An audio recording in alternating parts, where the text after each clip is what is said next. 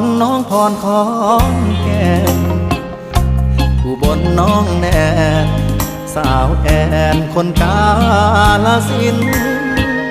เมืองเลยน้องเอิญอำนาจเจริญน้องพิน101คนชื่อกระทินน้องนรินอยู่มุกดาหารสาวน้ำสกลสาวมนน้องคายสารคามน้องอายสาววิไลเป็นคนบึงกาฬโคราชน้องสมนครพนมน้องตาลชัยภูมิน้องแอ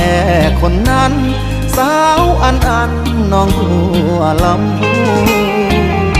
คิดฮอดทุกคน